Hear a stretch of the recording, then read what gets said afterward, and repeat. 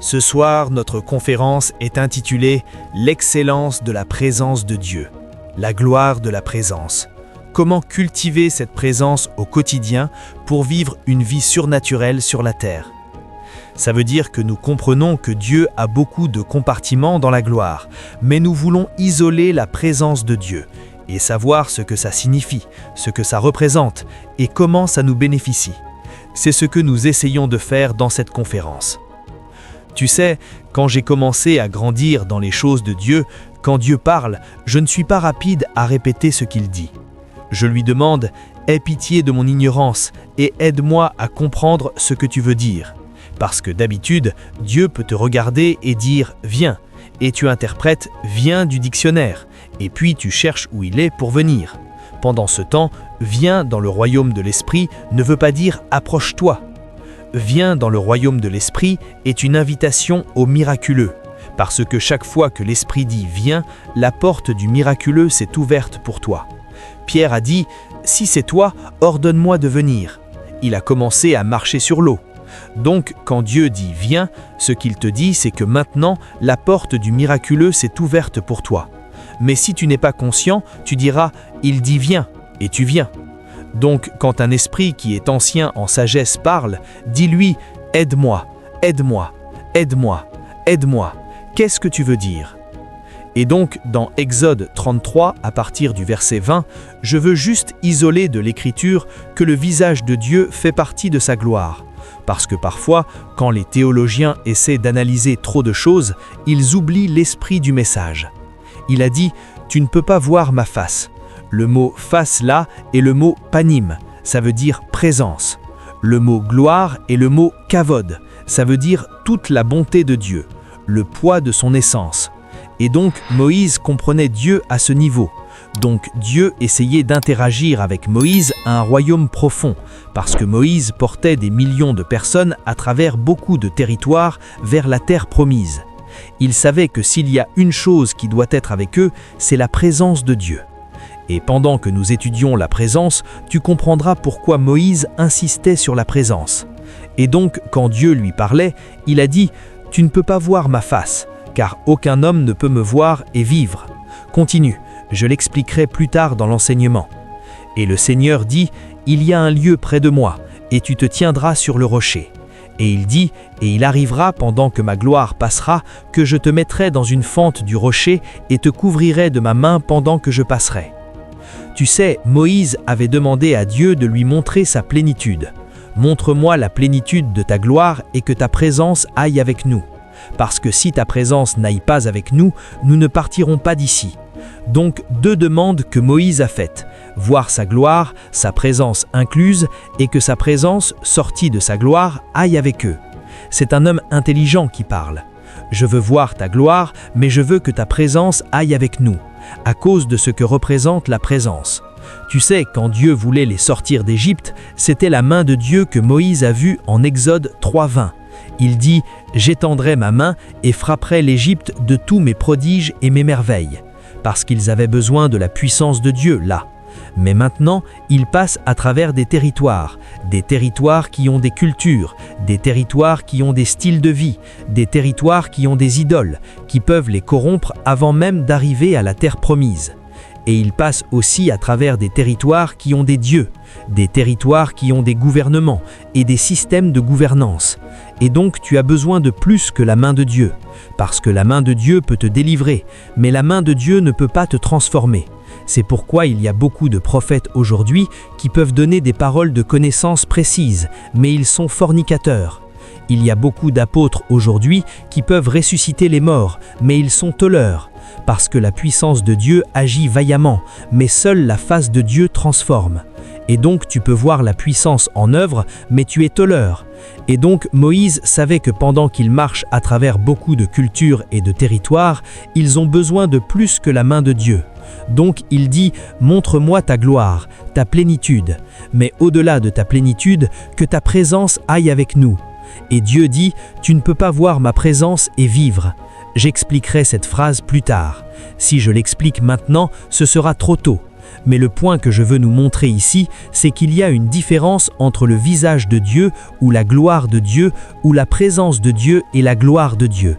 Il y a une différence. Le visage de Dieu ou la présence de Dieu est une partie ou un composant de sa gloire. Quand Dieu parlait à Moïse de sa gloire dans ce même passage, versets 14 et 16, il a dit « Quand ma gloire passera, toute ma bonté passera, parce que Dieu est bon. » Souviens-toi, un homme riche est venu à Jésus et a dit « Bon maître » et il a dit « Pourquoi m'appelles-tu bon? Seul Dieu est bon. » Parce que quand tu parles de Dieu, tu parles de bon, et le bon dont tu parles est son essence, qui est sa gloire. Et donc Dieu a dit « Quand ma plénitude passera, toute ma bonté passera. » Donc la gloire de Dieu est la totalité de Dieu, qui est décrite comme bonne. Dans cette totalité, il y a un composant appelé le visage de Dieu. Et le visage de Dieu représente beaucoup de choses. Et ces choses sont celles que je veux partager avec nous. Souviens-toi, je vous ai dit hier que l'excellence de la présence de Dieu n'est pas la lumière. L'excellence de la présence de Dieu n'est pas le sentiment. L'excellence de la présence de Dieu, c'est la puissance de transformation qui vient avec elle. Parce que quand tu vois la présence de Dieu, tu deviens comme Dieu. Donc quand Dieu disait à Moïse « Aucun homme ne peut me voir et vivre », il ne disait pas « Tu me verras et tu mourras ». Parce que, à la fin, la Bible dit que Moïse a vu Dieu face à face.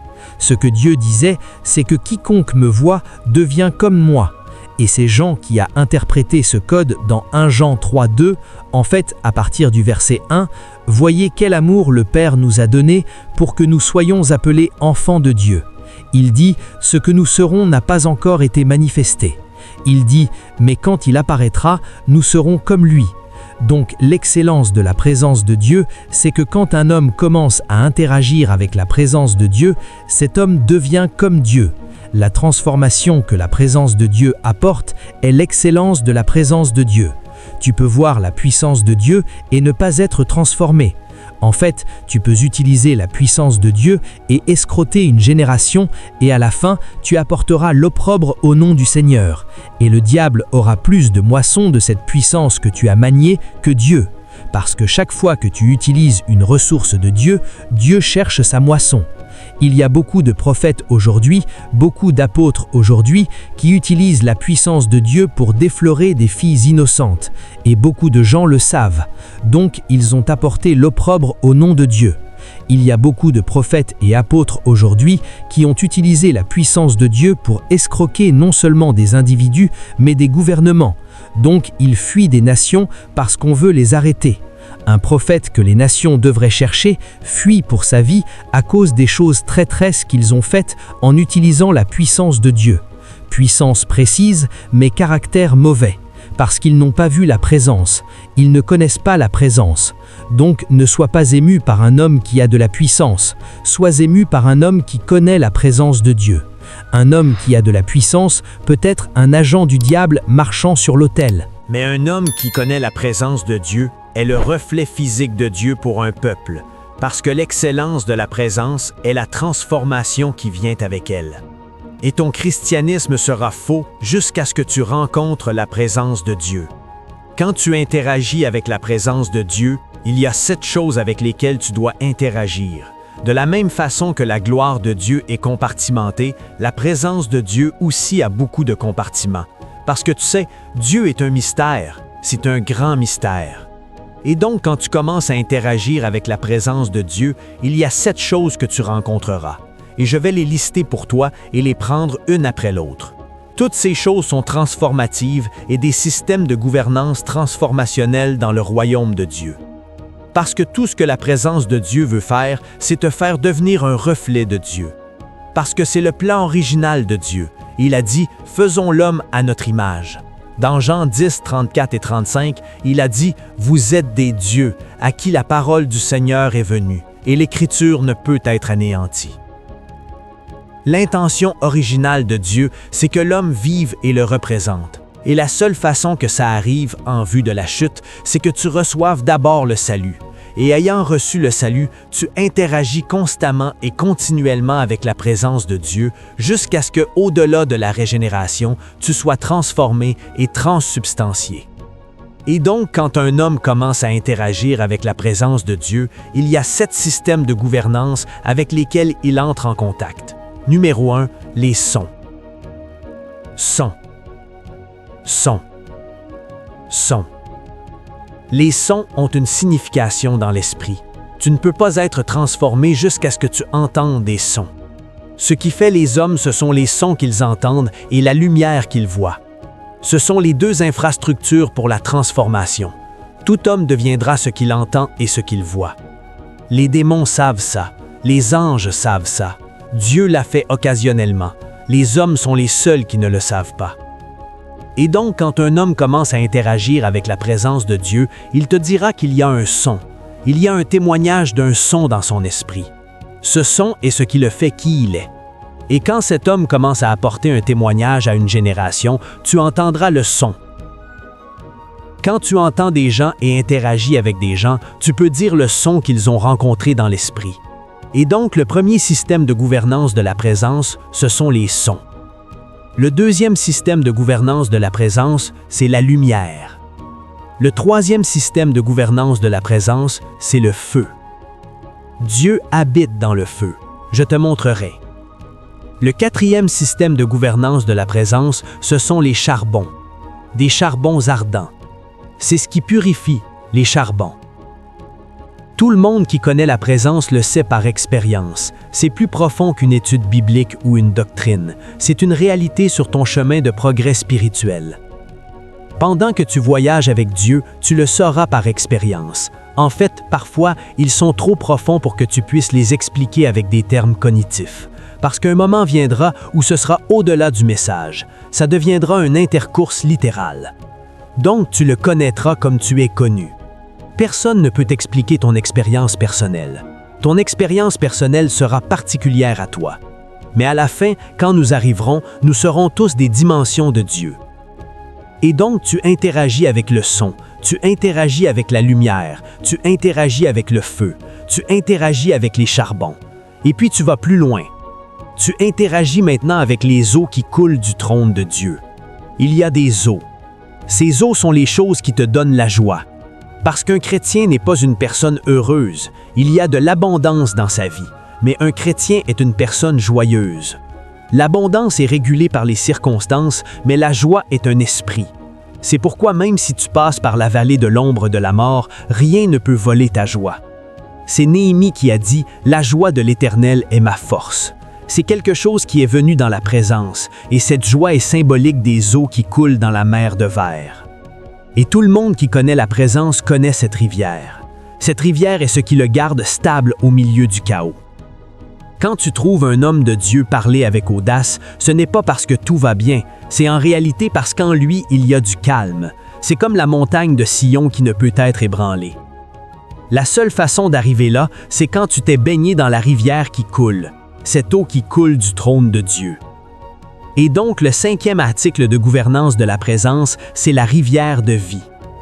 Le 6e article de la présence, sais-tu pourquoi je les liste? Parce que pendant que je commence à enseigner, nous allons commencer à voyager. Et si nous commençons à voyager, nous arriverons à un point où je ne pourrai plus parler. Donc là où nous arrêterons, tu vas et étudies le reste. C'est pourquoi je les liste. Donc quand tu touches les eaux, tu rencontreras les cristaux. Les cristaux sont là où les secrets de Dieu sont gardés. C'est pourquoi toi et moi pouvons lire Jean 3,16. Nous entendrons des choses différentes, parce qu'ils sont verrouillés. Ce n'est pas la langue anglaise, cet esprit est vie. Il faut le dévoilement de l'esprit pour que tu puisses regarder dans ces cristaux et découvrir que celui qui habite là est un pur esprit. Donc quand tu sors, tu n'as pas entendu l'anglais. Ta vie deviendra une définition de pureté, parce que c'est ce que tu as vu. Dieu peut dire « je t'aime ». Ça voudra dire 1000 choses à 1000 personnes parce qu'ils entendent et voient tous à travers différents côtés du cristal. Je t'aime peut vouloir dire ton problème est résolu. Je t'aime peut vouloir dire je veux avoir de l'intimité avec toi. Je t'aime peut vouloir dire sois en paix, ton ennemi ne peut rien faire. Ça voudra dire des choses différentes selon le côté du cristal par lequel tu as vu. Et en fait, le 7e gouvernement de la présence, c'est la vie. La vie ne commence et ne finit pas comme le salut. nous continuerons à manger de la vie jusqu'à ce que nous arrivions à Sion. Parce que même à Sion, il y a un arbre de vie qui est planté dans le paradis de Dieu. Et il a dit qu'il prendra de cet arbre et nous donnera à manger. Chaque fois que tu viens dans la présence de Dieu, tu es nourri de vie. Écoute encore, chaque nourriture physique que tu manges a de la vie dedans. C'est pourquoi elle sustient ton corps. La présence de Dieu a de la vie. Tu continueras à te nourrir de la présence pour continuer à vivre la vie de Dieu. Et donc, chaque fois qu'un homme vient dans la présence, il interagit à nouveau avec la vie. Ces 7 choses sont les facteurs de la présence qui font pour une transformation complète jusqu'à ce qu'un homme devienne comme Dieu. Si nous les touchons, nous connaîtrons l'excellence de la présence de Dieu. Et cette excellence n'est pas une doctrine, c'est la manifestation physique visible de l'essence et de la plénitude de Dieu. Un signe que tu as rencontré le vrai Dieu du ciel. Ceux dehors, est-ce que vous m'entendez clairement? Mon Dieu. Tout le monde dehors crie gloire. Ah, on dirait que le nombre de gens dehors est 3 fois ceux dans la salle. Ne vous inquiétez pas, quand le feu tombera, je vous trouverai dehors. Je pense que l'énergie dehors est 10 fois l'énergie dans la salle. Venez prendre cette chaire dehors. Je veux prêcher de dehors. Vous pouvez vous asseoir, Dieu vous bénisse. Tu sais, c'est un sujet sensible, donc je veux délibérément garder mon esprit calme. Donc commençons avec le son. Son. Tu sais, il y a beaucoup de gens qui lisent la Bible, ils ne connaissent pas la présence de Dieu. Un homme qui connaît la présence de Dieu ne parle pas nécessairement d'elle, il la vit, il manifeste Dieu. Si tu connais la présence de Dieu, tu manifestes Dieu. Parce que si tu connais la présence de Dieu, tu deviens de plus en plus comme Dieu. Donc ces choses que j'enseigne, au cas où ça ne s'aligne pas avec ta théologie, je suis désolé pour ça. Ce sont des réalités organiques. Apocalypse chapitre 1 verset 9 à 10. Commençons avec le son.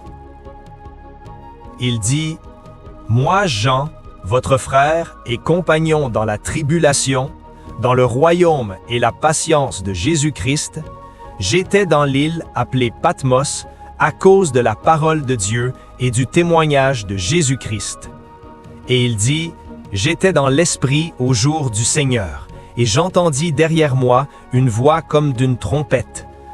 Dès qu'il a entendu ce son, la prochaine chose qu'il a vue était la présence. Il dit, « Je vis 7 chandeliers d'or, et je vis le Fils de l'homme marchant au milieu des chandeliers. » Donc, ce qu'il a porté dans la présence, c'était le son qu'il a entendu. En fait, dans Apocalypse 4, verset 1, après que cette partie de la vision était finie, il est allé plus loin encore et il a dit, « Après cela, je regardais, et voici, une porte était ouverte dans le ciel. Il a vu la porte ouverte, il ne pouvait pas entrer, parce que le son joue un rôle différent de la vue. Il l'a vu, mais pour qu'il entre dans la porte, il a dit, « La voix qui m'avait parlé au début comme une trompette, la voix a dit, « Monte ici. » Et dès que la voix a parlé, le gars s'est trouvé dans la présence. Le son dans l'esprit n'est pas pour la communication. Le son dans l'esprit veut dire dimension plus profonde. Dans le royaume naturel, tu peux parler pour communiquer ton esprit. Mais dans l'esprit, quand tu parles, le transport arrive. Dans l'esprit, quand tu parles, la création arrive. Dans l'esprit, quand tu parles, l'accès est accordé. Dans Actes chapitre 2, à partir du verset 1, la Bible dit « Quand le jour de la Pentecôte fut arrivé, rien n'est arrivé. » Il dit « Ils étaient ensemble dans la chambre haute, rien n'est arrivé. » Il dit « Ils étaient en un accord, rien n'est arrivé. » Jusqu'à soudainement, il dit « Ils entendirent un son comme d'un vent violent et impétueux. » Et dès qu'ils ont entendu ce son, l'atmosphère a été brisée. Les cieux se sont superposés sur la terre, et immédiatement la présence de Dieu est venue sur eux comme des colonnes de feu. Et donc, quand un homme n'a pas accès au son de la présence, il n'y a pas moyen qu'il entre dans la présence. L'invitation qui amène un homme dans la présence de Dieu sont les sons qui coulent de la présence de Dieu. Pourquoi penses-tu que nous commençons notre service avec l'adoration? Parce que nous savons ce que font les sons. Nous savons que si ce service va être fait du ciel, nous aurons besoin de voyager, et l'infrastructure la plus puissante pour voyager sont les sons qui viennent du royaume de l'Esprit. Dans 1 Thessaloniciens 4, 16, 17, il dit « Jésus, le Fils de l'homme, il descendra avec un cri et avec la voix de l'archange. Pourquoi ne vient-il pas silencieusement? Je pensais qu'il dit qu'il viendra comme un voleur dans la nuit. Il n'y a pas moyen qu'un être spirituel voyage sans son. La façon dont tu voyages avec des véhicules et des avions, quand un être spirituel veut voyager, le seul instrument pour voyager est le son. Et donc, la raison pour laquelle le son est le premier composant de la présence de Dieu, c'est parce que pour que la présence de Dieu vienne à toi ou pour que tu ailles dans la présence de Dieu, le son est ce qui le fait arriver. Et c'est pourquoi la présence de Dieu restera verrouillée loin de toi, peu importe ton intelligence exégétique, peu importe ta profondeur théologique et dextérité, peu importe ton engagement au service dans le royaume, si tu ne commences pas à entendre les sons du ciel, tu ne connaîtras jamais la présence de Dieu. Parce que la première chose que font les sons, c'est que les sons transportent les esprits. Les sons transportent les réalités spirituelles. Et donc, quand un esprit veut venir dans ton espace, un son l'emmènera. Et quand ton esprit doit être porté dans la présence, seul un son fera ça arriver. Et donc, Jésus descend avec un cri. Le Saint-Esprit descend avec un son. Jean a été porté au ciel par un son, parce que la première loi de la présence, c'est que seulement par invitation tu peux être introduit. Et cette invitation vient par les sons, par le son. C'est pourquoi le sage psalmiste a dit dans Psaume 100, lorsqu'il essayait d'accéder au parvis de Dieu, il n'y est pas allé avec ses compétences. Il y est allé avec quoi? Avec la louange. Quand les sons commencent à procéder, les véhicules commencent à se préparer pour que la mobilité arrive. Beaucoup de chrétiens sont dans leur cerveau à argumenter des versets de l'Écriture et ils ne pressent pas pour entendre les sons du ciel. Le son ne peut pas être fort, mais de toute façon, tu l'entendras, parce que n'est pas tout son qui est fort. Au moins, la science nous a enseigné que certains sons sont indaudibles, mais c'est une fréquence. C'est la fréquence de transport de Dieu. Donc, ce n'est pas sur le volume, c'est sur la fréquence que tu atteins. Il y a une fréquence de transport de la présence qui l'amène à toi ou te porte là. Si tu ne prépares pas ton atmosphère et ne la cultives pas assez, tu ne connaîtras jamais la présence de Dieu. La présence de Dieu n'est pas un jeton d'une école biblique, la présence de Dieu est une réalité attrapée quand tu es dans l'esprit. Jean a dit « J'étais dans l'esprit au jour du Seigneur ». C'est dans l'esprit que tu entends le son. Donc tout ce que tu as à faire pour te garder dans l'esprit, si la présence de Dieu est ce que tu cherches, alors tu dois toujours cultiver cette atmosphère. Il y en a qui cultivent l'atmosphère avec les langues elles-mêmes ne sont pas l'esprit, ce n'est pas la présence, mais c'est l'atmosphère qui prépare ton vase à entendre le son. Il y en a qui cultivent l'atmosphère avec l'adoration, parce que ce qu'ils font, c'est qu'ils ajustent avec précision leur esprit pour s'aligner avec une fréquence. Ils savent qu'il y a beaucoup de fréquences sur la terre. La Bible dit si une trompette fait un son inhabituel, qui se préparera pour la bataille? Il y a beaucoup d'esprits qui relâchent des sons sur la terre. Tu penses que certaines musiques que tu entends sont pour plaisir, c'est pourquoi tu charges ton téléphone avec sonorité bizarre. Tu ne sais pas que c'est un voyage vers les ténèbres parce qu'il y a des intelligences. Vois, le monde est régulé par des intelligences. Ce que le son essaie de faire, c'est de conditionner ton esprit à une fréquence d'un démon parce que ce démon veut t'inviter. Et quand le démon veut t'inviter, il n'a pas besoin de te dire « viens ». Il cherchera la fréquence vibratoire de ton âme et créera un son qui correspond. Et dès que ton âme résonne avec ce son, tu es là où ce démon est. C'est pourquoi même dans la lumière, ce n'est pas tout son que tu entends. Il y a certains sons avec lesquels tu t'alignes. Ne laisse jamais des sons entrer dans ton territoire parce qu'ils sont des médiums de transport.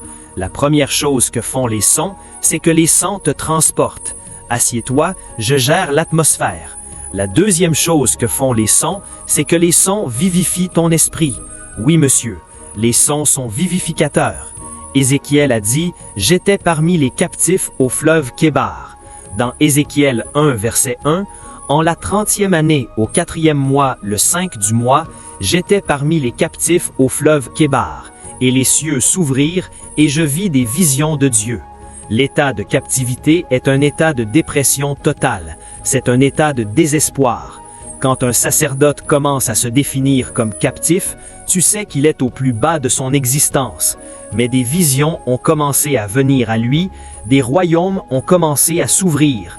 Et quand il a vu, il a dit « Je tombais comme un mort » dans Ézéchiel 2, verset 1, et il a dit « Celui qui était assis sur le trône me parla ». Ah, et il a dit « Dès qu'il parla, l'Esprit entra en moi et l'Esprit me porta ». Parce que les sons vivifient, les sons énergisent, les sons activent, les sons transportent. Et peu importe ton état, si tu entends le bon son au bon niveau d'énergie, même les morts peuvent revenir à la vie. Jésus parlait, il a dit que même les morts entendront la voix du Fils de Dieu. Et il a dit, ceux qui l'entendent vivront, parce que chaque fois que des sons viennent, ils vivifient. Lazare était attaché et mis dans le tombeau, et soudainement Jésus s'est tenu et a dit « Lazare, sors ». Personne ne l'a attaché. La Bible dit « Il se tint à la porte ». Le sang a activé la vie dans l'homme mort et a porté l'homme mort à la porte. Il a dit « Détachez-le, laissez-le aller ». Les croyants ne sont pas enseignés les réalités mystiques du royaume de l'esprit. Tout ce qu'ils connaissent sont les matériaux d'école biblique, les études bibliques qu'on leur a données à l'école du dimanche. Et donc les gens citent des histoires qu'ils ne se souviennent même pas correctement, au lieu de participer au royaume de l'esprit et d'apprendre les civilisations du ciel. Vois, quand nous arriverons à Sion, personne ne te parlera. Nous voyagerons à différentes fréquences. Donc les sons transportent, les sons vivifient. Un homme qui a connu la présence de Dieu est un homme qui voyage dans le royaume. Et la façon dont il voyage, c'est par les sons qu'il entend. Et donc parfois quand tu deviens habitué à la présence de Dieu, quand l'atmosphère commence à changer, tu commences à le capter. Ce sont les choses que nous appelons des onctions. Parfois il y aura un fardeau. Parfois il y aura une faim dans ton esprit. Parce que quand tu laboures pour avoir de l'argent et que tu le présentes à Dieu, tu dis à Dieu, je ne dépends pas de mon labeur pour survivre, je dépends de toi pour survivre. Donc Dieu juge ton argent comme ta foi. Mais si quelqu'un n'a pas de lumière, il peut s'asseoir et te dire, arrête de donner à l'église, il te vole. Et parce que toi aussi tu n'as pas de lumière, tu diras, ce que cette personne dit a du sens, parce que ta lumière est devenue ténèbres. Et tu penseras que tu es sage jusqu'à ce que tu passes dans l'éternité. Tu découvriras maintenant qu'aucun centime que tu as donné n'est allé au pasteur, ni au bâtiment, que tout ce que tu as donné dans le royaume de Dieu, ça a été stocké pour toi à Sion. Donc Dieu voit d'un autre plan, et quand nous venons dans la présence de Dieu, nous commençons à voir d'où Dieu voit. J'ai dit à la personne aussi que la raison pour laquelle Dieu valorise l'argent, c'est à cause de comment nous l'utilisons. La façon dont nous utilisons l'argent aide Dieu à voir notre cœur. C'est pourquoi, où est ton trésor, là est ton cœur. Donc quand Dieu te bénit avec de l'argent, il essaye d'étudier ton cœur. Donc le livre que Dieu lit pour comprendre le cœur des hommes, c'est leur profil de dépenses. Donc quand Dieu veut étudier ton cœur, il te donnera de l'argent. Si l'argent va à la vanité, il saura que ton cœur est plein de vanité. Parce que dans Jérémie 17:10, il dit « Moi, l'Éternel, j'éprouve le cœur, j'examine les reins, pour rendre à chacun selon ses voies. » Si ton argent va à tous tes besoins, ça veut dire que tu es sans Dieu, tu n'as pas de foi en Dieu. Si ton argent va au plaisir, il sait que ton cœur est dans le plaisir. Parce que tu peux être pauvre et prier 7 heures tous les jours, ça ne veut rien dire, jusqu'à ce que tu aies de l'argent. Si tu as de l'argent et que tu peux prier 7 heures, cette prière a maintenant de la stature. Donc Dieu utilise ton argent pour étudier ton cœur. Ça prend aussi de l'argent pour que le royaume avance. Donc Dieu veut voir l'étendue à laquelle tu es vendu. Tu peux venir sur l'autel de prière et dire « Tout ce que je suis t'appartient ». Et le signe sera « Tu te souviendras de l'Éternel ton Dieu, car c'est lui qui te donne le pouvoir d'acquérir des richesses, afin d'établir. » Donc si ton argent n'établit pas le royaume, ça veut dire que la chanson que tu chantes est un mensonge. Mais la seule façon de commencer à opérer comme ça, c'est quand tu as vu la lumière de Dieu. Si tu n'as pas vu la lumière de Dieu, tu vivras égoïstement. Et parce que tu vis égoïstement, tu n'as pas d'autorité dans le royaume de Dieu. Et donc, que fait la lumière? Deux choses. Numéro 1, la lumière te donne de l'autorité dans le royaume de Dieu. Parce que si tu vois les choses comme Dieu les voit, alors tu peux les faire comme Dieu les fait. Jésus a dit « Tout ce que je fais, c'est ce que je vois mon Père faire que je fais ». Donc la lumière est le symbole d'autorité dans le royaume de l'Esprit. Dans Job 38,4, il dit « Déclare maintenant si tu as de l'intelligence. Qu'est-ce qui te donne le droit de changer les choses? Qu'est-ce qui te donne le droit de parler? Ce qui te donne le droit de changer les choses, c'est la mesure de lumière qui est en toi. Si tu n'as pas de lumière, tu n'as pas d'autorité dans le royaume de Dieu. Ce qui donne aux hommes puissance et autorité dans le royaume de Dieu, c'est la lumière avec laquelle ils marchent. Dans Jean 1, 4 et 5, il dit « La lumière luit dans les ténèbres, et les ténèbres ne l'ont point comprise. » Chaque fois que la lumière vient à toi, tu deviens une autorité. Et donc la façon dont Dieu renforce ses serviteurs, c'est qu'il permet à sa lumière de briller sur eux. Tu sais, la lune n'a pas de lumière. La lumière de la lune est reçue du soleil, mais la lune est le dirigeant des ténèbres. Et donc la raison pour laquelle la lune est le dirigeant des ténèbres, c'est parce qu'elle tire de la lumière du soleil. C'est comme ça que nous vivons aussi et exerçons l'autorité sur la face de la terre.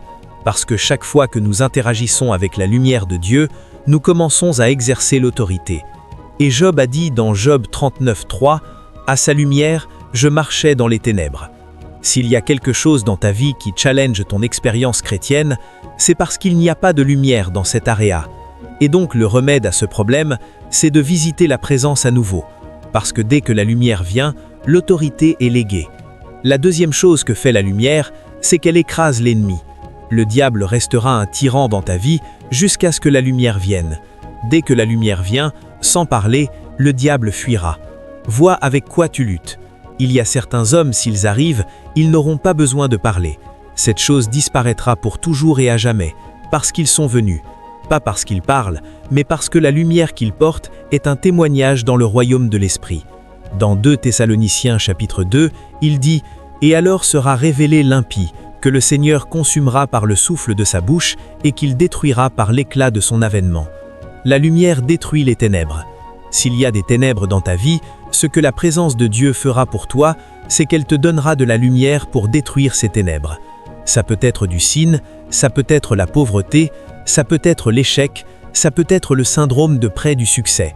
Peu importe. Les ténèbres n'ont pas d'autorité dans l'habitation de la lumière. Ils disent « l'autorité des ténèbres finit dans les ténèbres ». Mais la brontière de l'autorité de la lumière commence des ténèbres. Dès que la lumière arrive, les ténèbres s'inclinent. C'est une réalité non négociable. C'est éternellement ainsi. Il a dit « la lumière luit dans les ténèbres ». Les ténèbres savent qu'elles n'ont pas le pouvoir de la comprendre. Et donc, quand tu commences à faire business dans la présence de Dieu, la première chose que Dieu fera, c'est qu'il te donnera de la lumière. Il te donnera de la lumière.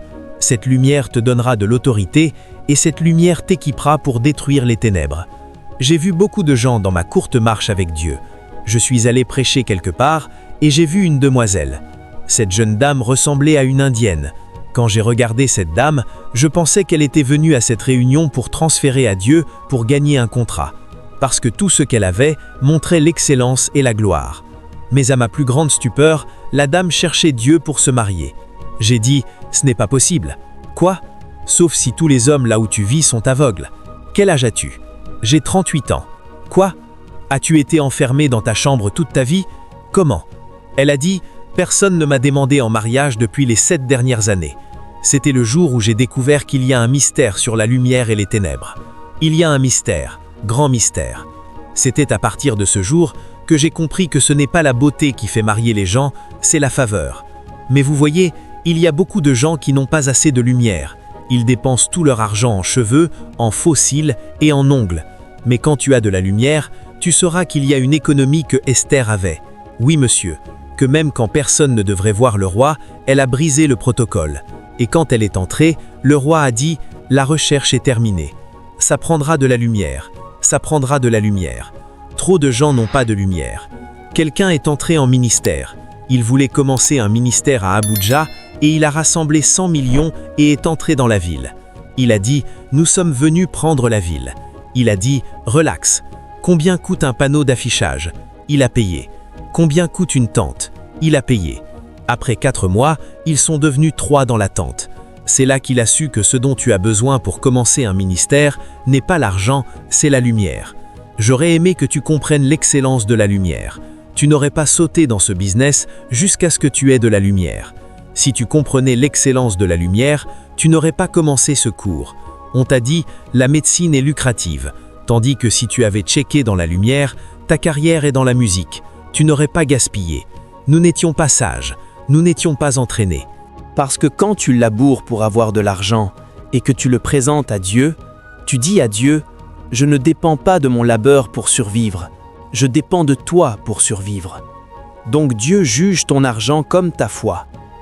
Mais si quelqu'un n'a pas de lumière, il peut s'asseoir et te dire « Arrête de donner à l'Église, il te vole. » Et parce que toi aussi tu n'as pas de lumière, tu diras « Ce que cette personne dit a du sens. » Parce que ta lumière est devenue ténèbres.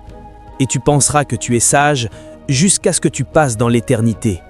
Tu découvriras maintenant qu'aucun centime que tu as donné n'est allé au pasteur, ni au bâtiment, que tout ce que tu as donné dans le royaume de Dieu, ça a été stocké pour toi à Sion. Donc Dieu voit d'un autre plan, et quand nous venons dans la présence de Dieu, nous commençons à voir d'où Dieu voit. J'ai dit à la personne aussi que la raison pour laquelle Dieu valorise l'argent, c'est à cause de comment nous l'utilisons. La façon dont nous utilisons l'argent aide Dieu à voir notre cœur.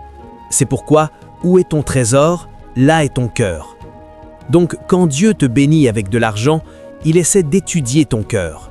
Donc, le livre que Dieu lit pour comprendre le cœur des hommes, c'est leur profil de dépenses. Donc, quand Dieu veut étudier ton cœur, il te donnera de l'argent. Si l'argent va à la vanité, il saura que ton cœur est plein de vanité. Parce que dans Jérémie 17:10, il dit « Moi, l'Éternel, j'éprouve le cœur, j'examine les reins pour rendre à chacun selon ses voies. » Si ton argent va à tous tes besoins, ça veut dire que tu es sans Dieu. Tu n'as pas de foi en Dieu. Si ton argent va au plaisir, il sait que ton cœur est dans le plaisir. Parce que tu peux être pauvre et prier 7 heures tous les jours, ça ne veut rien dire, jusqu'à ce que tu aies de l'argent. Si tu as de l'argent et que tu peux prier 7 heures, cette prière a maintenant de la stature. Donc Dieu utilise ton argent pour étudier ton cœur. Ça prend aussi de l'argent pour que le royaume avance, donc Dieu veut voir l'étendue à laquelle tu es vendu. Tu peux venir sur l'autel de prière et dire « Tout ce que je suis t'appartient ». Et le signe sera « Tu te souviendras de l'Éternel ton Dieu », car c'est lui qui te donne le pouvoir d'acquérir des richesses, afin d'établir. Donc si ton argent n'établit pas le royaume, ça veut dire que la chanson que tu chantes est un mensonge. Mais la seule façon de commencer à opérer comme ça, c'est quand tu as vu la lumière de Dieu. Si tu n'as pas vu la lumière de Dieu, tu vivras égoïstement. Et parce que tu vis égoïstement, tu n'as pas d'autorité dans le royaume de Dieu. Et donc, que fait la lumière? 2 choses. Numéro 1, la lumière te donne de l'autorité dans le royaume de Dieu. Parce que si tu vois les choses comme Dieu les voit, alors tu peux les faire comme Dieu les fait. Jésus a dit « Tout ce que je fais, c'est ce que je vois mon Père faire que je fais. » Donc la lumière est le symbole d'autorité dans le règne de l'Esprit.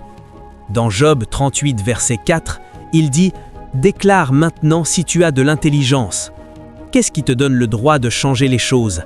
Qu'est-ce qui te donne le droit de parler? Ce qui te donne le droit de changer les choses, c'est la mesure de lumière qui est en toi. Si tu n'as pas de lumière, tu n'as pas d'autorité dans le royaume de Dieu. Ce qui donne aux hommes puissance et autorité dans le royaume de Dieu, c'est la lumière avec laquelle ils marchent. Dans 1 Jean 1, verset 4, il dit « La lumière luit dans les ténèbres, et les ténèbres ne l'ont point comprise. » Chaque fois que la lumière vient à toi, tu deviens une autorité. Et donc la façon dont Dieu renforce ses serviteurs, c'est qu'il permet à sa lumière de briller sur eux. Tu sais, la lune n'a pas de lumière. La lumière de la lune est reçue du soleil, mais la lune est le dirigeant des ténèbres. Et donc la raison pour laquelle la lune est le dirigeant des ténèbres, c'est parce qu'elle tire de la lumière du soleil. C'est comme ça que nous vivons aussi et exerçons l'autorité sur la face de la terre. Parce que chaque fois que nous interagissons avec la lumière de Dieu, nous commençons à exercer l'autorité. Et Job a dit dans Job 38, verset 3, « À sa lumière, je marchais dans les ténèbres. » S'il y a quelque chose dans ta vie qui challenge ton expérience chrétienne, c'est parce qu'il n'y a pas de lumière dans cet area. Et donc le remède à ce problème, c'est de visiter la présence à nouveau. Parce que dès que la lumière vient, l'autorité est léguée. La deuxième chose que fait la lumière, c'est qu'elle écrase l'ennemi. Le diable restera un tyran dans ta vie jusqu'à ce que la lumière vienne. Dès que la lumière vient, sans parler, le diable fuira. Vois avec quoi tu luttes. Il y a certains hommes, s'ils arrivent, ils n'auront pas besoin de parler. Cette chose disparaîtra pour toujours et à jamais, parce qu'ils sont venus. Non pas parce qu'ils parlent, mais parce que la lumière qu'ils portent est un témoignage dans le règne de l'Esprit.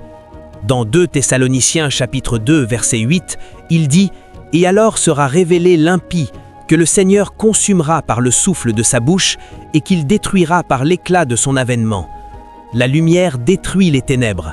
S'il y a des ténèbres dans ta vie, ce que la présence de Dieu fera pour toi, c'est qu'elle te donnera de la lumière pour détruire ces ténèbres. Ça peut être du sein, ça peut être la pauvreté, ça peut être l'échec, ça peut être le syndrome de près du succès, n'importe quoi. Les ténèbres n'ont pas d'autorité dans l'habitation de la lumière. Ils disent « l'autorité des ténèbres finit dans les ténèbres ». Mais la frontière de l'autorité de la lumière commence des ténèbres. Dès que la lumière arrive, les ténèbres s'inclinent. C'est une réalité non négociable. C'est éternellement ainsi. Il a dit « La lumière luit dans les ténèbres. Les ténèbres savent qu'elles n'ont pas le pouvoir de la comprendre. » Et donc, quand tu commences à faire business dans la présence de Dieu, la première chose que Dieu fera, c'est qu'il te donnera de la lumière. Il te donnera de la lumière. Cette lumière te donnera de l'autorité et cette lumière t'équipera pour détruire les ténèbres. J'ai vu beaucoup de gens dans ma courte marche avec Dieu. Je suis allé prêcher quelque part et j'ai vu une demoiselle. Cette jeune dame ressemblait à une indienne. Quand j'ai regardé cette dame, je pensais qu'elle était venue à cette réunion pour transer à Dieu pour gagner un contrat, car tout ce chez elle montrait l'excellence et la gloire. Mais à ma plus grande stupeur, la dame cherchait Dieu pour se marier. J'ai dit « Ce n'est pas possible. » « Quoi ? Sauf si tous les hommes là où tu vis sont aveugles. Quel âge as-tu ? J'ai 38 ans. Quoi ? As-tu été enfermé dans ta chambre toute ta vie ? Comment ? Elle a dit « Personne ne m'a demandé en mariage depuis les 7 dernières années. » C'était le jour où j'ai découvert qu'il y a un mystère sur la lumière et les ténèbres. Il y a un mystère, grand mystère. C'était à partir de ce jour que j'ai compris que ce n'est pas la beauté qui fait marier les gens, c'est la faveur. Mais vous voyez, il y a beaucoup de gens qui n'ont pas assez de lumière. Ils dépensent tout leur argent en cheveux, en faux sourcils et en ongles. Mais quand tu as de la lumière, tu sauras qu'il y a une économie qu'Esther avait. Oui, monsieur, que même quand personne ne devait voir le roi, elle a brisé le protocole. Et quand elle est entrée, le roi s'est levé et a dit « La recherche est terminée. Ça prendra de la lumière. Ça prendra de la lumière. » Trop de gens n'ont pas de lumière. Quelqu'un est entré en ministère, il voulait commencer un ministère à Abuja et il a rassemblé 100 millions et entré dans la ville. Il a dit « Nous sommes venus prendre la ville. » Il a dit « Relax. Combien coûte un panneau publicitaire ?» Il a payé. Combien coûte une tente ? Il a payé. Après 4 mois, ils sont devenus 3 dans la tente. C'est là qu'il a su que ce dont tu as besoin pour commencer un ministère, ce n'est pas l'argent, c'est la lumière. J'aurais aimé que tu comprennes l'excellence de la lumière. Tu n'aurais pas sauté dans ce business jusqu'à ce que tu aies de la lumière. Si tu comprenais l'excellence de la lumière, tu n'aurais pas commencé ce cours. On t'a dit « la médecine est lucrative », tandis que si tu avais checké dans la lumière, ta carrière est dans la musique. Tu n'aurais pas gaspillé. Nous n'étions pas sages, nous n'étions pas entraînés. Si j'avais su, j'aurais étudié Dieu depuis 10 ans. Si j'avais su que c'est là que je finirais. J'étais en studio avec Blues de Labo. Toutes les chimies que j'ai étudiées, je n'en ai pas utilisé une, parce que je n'avais pas de lumière. Étudier les chimiques, étudier l'eau, H2O. L'eau, tu dis 2. Je n'en avais besoin d'aucune. Mais il n'y avait pas de lumière. Il n'y a rien de mal à l'école. Mais si j'avais de la lumière, j'aurais formé dans la direction de mon couloir. Oui, j'aurais formé. Ça m'aurait équipé mieux. Mais je n'avais pas de lumière. J'étais en train de gratter dans les ténèbres pendant beaucoup d'années avant de commencer à entendre les sons du ciel. Pourquoi étudierais-je les sciences politiques si je suis un politicien? Si je savais que ma place est dans le gouvernement, pourquoi n'étudierais-je pas business, économie, réalité business? Si je sais que ma place est dans le monde économique, pourquoi un businessman étudierait-il la théologie? Parce qu'il n'y a pas de lumière. Et quand tu finis ton master, tu auras besoin de retourner en apprentissage pour apprendre ta vie et ton appel. Et donc, ce que la lumière vient faire, c'est qu'elle te donne de l'autorité pour la domination, et puis elle te donne du pouvoir pour écraser l'ennemi. Il y en a beaucoup parmi vous ici. Le challenge que ta famille traverse, le challenge que ton ministère traverse, le challenge que tu traverses, c'est des ténèbres à l'œuvre. Si tu avais un flicker de lumière qui brille à travers ces ténèbres, ce challenge se serait effondré. Et donc, l'excellence de la présence, la gloire de la présence, c'est le fait que la présence te fournit de la lumière. Lumière qui est consistante avec ta destinée. Il a regardé Ésaïe, Jérémie. Il a dit « Avant que tu sois formé dans le ventre de ta mère, je te connaissais. Je t'ai ordonné et sanctifié pour être prophète. Tu n'es pas sacrificateur. Ton arrière-grand-père, ton grand-père et ton père peuvent être sacrificateurs. Tu es prophète. Et ton ordre du prophétique est d'arracher et de planter. Et donc, quand Jérémie entre dans une ville, il sait qu'il est un architecte de civilisation. S'il voit quelque chose qui n'est pas consistant avec la volonté du Dieu, il peut dire d'ici l'an prochain, disparaît de la face de la terre, parce qu'il a trouvé sa destinée. Ce genre de précision et d'exactitude, tu ne peux pas le capter au marché. Tu ne peux pas le capter à l'école biblique. Tu peux le capter que dans la présence. La plus grande crise de destinée, c'est la dislocation. Des hommes qui devraient aller à Ninive sont sur un bateau allant dans une autre direction. Et parce qu'ils ne sont pas dans la direction de leur destinée, tous leurs efforts ne comptent pour rien. Écoute ça. Ton effort sera gaspillé jusqu'à ce que la lumière vienne à toi. J'ai enseigné beaucoup de fois, si tu es dans la mauvaise direction, la vitesse n'est pas un avantage. Imagine, si je suis censé aller à Bénou et que je fais face à Gombe.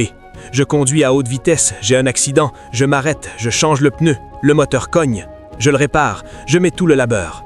Après 2 jours, j'arriverai à Gombe. Je suis plus loin de ma destination. Mais si j'avais de la lumière et quelqu'un me dit « prends à gauche, pas à droite », tout ce gaspillage. L'excellence de la présence, c'est que la lumière de Dieu est fournie. Et cette lumière te donne de l'autorité pour poursuivre la destinée. Et cette lumière te donne de l'autorité pour détruire les ennemis de ta destinée. Tu n'es pas une victime, tu es juste dans les ténèbres. Et dès que la lumière vient à toi, tu découvriras à quel point le diable est impuissant. Le diable n'est pas aussi puissant qu'il se parade. C'est un ennemi vaincu. Il dit, ayant dépouillé les principautés et les pouvoirs, il en a fait un spectacle public, triomphant d'eux par la croix. Le diable n'est pas puissant. Le diable n'a que des instruments de tromperie qu'il utilise pour garder les fils de lumière en captivité. Dès que la lumière vient à toi, tu découvriras ta domination sur le diable. C'est l'excellence de la présence de Dieu. Cette lumière habite dans la présence de Dieu. Sais-tu pourquoi j'enseigne ça? Pour que tu ne réduises pas la présence de Dieu à un sentiment. Tu peux être dans un bus, et pendant que tu es dans ce bus, la présence de Dieu sera si tangible, mais tu ne ressentiras rien. Tu seras inondé de lumière. Tu peux te réveiller le matin, tu parles à ta femme dans la cuisine, et la présence de Dieu est autour de toi. Tu ne ressens rien. La présence est venue comme lumière. Tout ce dont tu as besoin pour les 5 prochaines années, la présence de Dieu est en train de le downloader. Si tu comprends la présence de cette cuisine, tu iras à l'autel. Tu sauras que là où tu te tiens est un terrain saint. Si tu ne connais pas la présence de Dieu, tu penseras que la présence de Dieu est seulement forte quand ils adorent Dieu à l'église et que les gens tombent sous l'onction. C'est une partie de ça, mais c'est plus profond, parce que la présence de Dieu vient dans la similitude de la lumière. Tu peux être dans un bus et être dans la présence de Dieu. Tu peux être au marché et être dans la présence de Dieu. Tu peux être quelque part en train de parler avec tes amis et la présence de Dieu viendra là. Et quand j'ai nu ça, j'ai commencé à le maximiser consciemment, parce que je pensais avant que la présence de Dieu était sur l'atmosphère à l'église et le sentiment. Et donc, quand ils adorent Dieu, je suis sensible, attendant, et quand la présence de Dieu tombe, je lève mes mains et l'adore, jusqu'à ce que Dieu commence à m'enseigner ces choses. Parce que la première dimension de la présence de Dieu que j'ai connue était la lumière. Et je serai dans un bus en voyage, la présence de Dieu sera si forte, et Dieu sera en train de downloader des choses. Je penserai que je suis intelligent, je dirai « Ok, quand je reviendrai, si j'arrive à ma destination, j'écrirai ces choses. Je reviendrai à ma destination. Je penserai jusqu'à ce que mon cerveau craque. Je me souviendrai d'une seule chose qui a été dite. J'ai découvert maintenant que ce n'était pas mon cerveau qui travaillait. C'était une vista qui s'était ouverte à moi. C'est là que Dieu a commencé à m'enseigner que la lumière vient de ma présence. Et si tu ne la piètes pas, quand je pars, cette réalité partira. Et j'ai nu que la présence n'était pas un sentiment, c'était de la lumière. Et quand la lumière de Dieu vient, même si je conduis, je m'arrête, parce que je sais que ces articles sont des codes de destinée. Et j'ai fait beaucoup de voyages qui semblaient impossibles, juste par ces quelques brins de lumière qui sont venus à mon esprit. Parfois tu dors, il t'envahit dans le rêve, tu ne pries même pas. Dieu te parle jusqu'à ce que tu te réveilles. Il continue à parler. Si tu es sage, tu prendras ton livre et commenceras à écrire. Si tu penses que tu es intelligent, tu perdras beaucoup de saisons de ta vie. La présence est lumière. Certains d'entre vous n'expérimenteront pas la présence de Dieu quand vous prierez. C'est quand vous finissez de prier et que vous entrez dans la salle de bain. C'est là que la présence de Dieu tombera sur vous et Dieu commencera à vous donner la direction pour la destinée. Mais parce que vous ne connaissez pas la présence de Dieu, vous penserez que c'est un sentiment et vous perdrez la présence de Dieu. Elohim Adonai. Sais-tu, quand j'ai commencé à voyager, je ne connaissais pas tellement la présence. Chaque réunion, je venais avec de l'énergie et du feu. Après un moment, je venais pour une réunion, je prêchais. J'attendais le feu. J'attendais. Le feu ne venait pas. Je criais, le feu ne venait pas. Et je ne savais pas ce qui se passait. Je commençais à avoir peur. Et Dieu m'a dit, ma présence n'est pas seulement du feu. Il a dit, ma présence est de sang. Il a dit, ma présence est de lumière. Quand j'ai nu ça, j'ai compris maintenant que la puissance n'est pas une chose si difficile. Après tout, je peux t'enseigner et Dieu veut que j'enseigne. Quelque chose bougera juste dans l'atmosphère.